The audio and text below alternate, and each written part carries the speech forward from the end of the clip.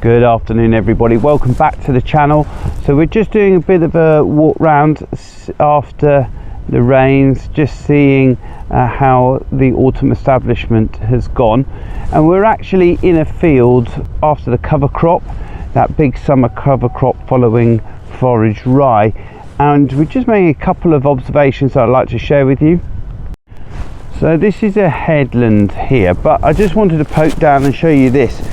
So quite often we're noticing a lot of residue laid down by the moor, as in the cover crop's been flattened by the moor.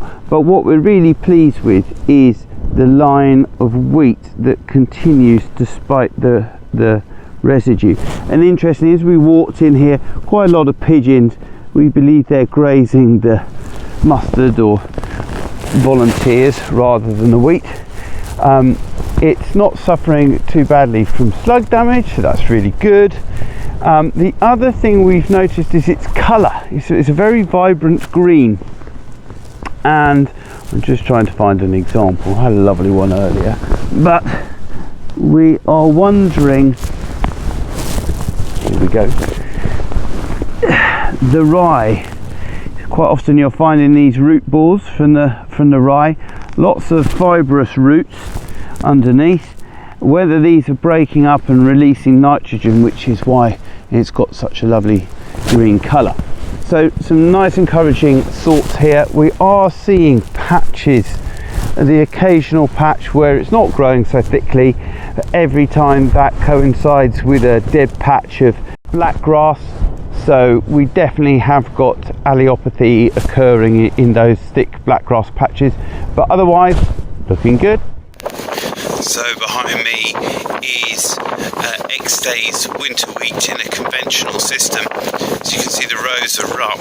It's not as vibrant as that field after the cover crop, even though it follows a good, very strong crop of beans, good yield, so there should be plenty of nodule N available.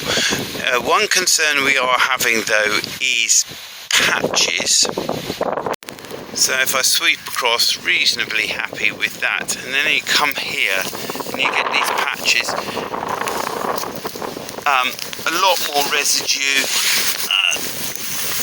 I mean, that's a heck of a beanstalk, isn't it? And you're getting slug grazing here. Just slip in, there you go. Interestingly enough, we could find slug pellets in cover crop, but not here, even though they were spread at the same time. So slug pressure probably still a bit higher here.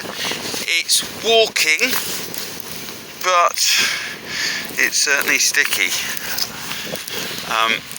I guess we should be thankful that we can even access our fields in a year such as this, but nice to have some wheat out of the ground. Good morning everybody, Saturday the 11th of November, and I'm just out checking some wheat following beans. It's in a conventional system, varieties X-Days, and here we're just some quite heavy land, has a historical blackgrass problem. Survived the slugs that came with the heavy weather, and actually I'm relatively pleased with it. This field always seems to have a bit of a problem with variable emergence, but we seem to be just through that bit now, and it's kind of leveled up a little bit. I'm just trying to catch the rows without catching my shadow. There are some beans in here, volunteer beans. I don't really have an issue with that, but as you can see here, we're catching these rows, and you do get these variable patches like this.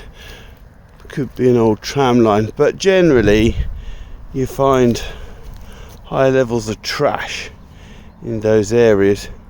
Interesting, beans last year, and you're still seeing some wheat residue from the previous year still on the surface.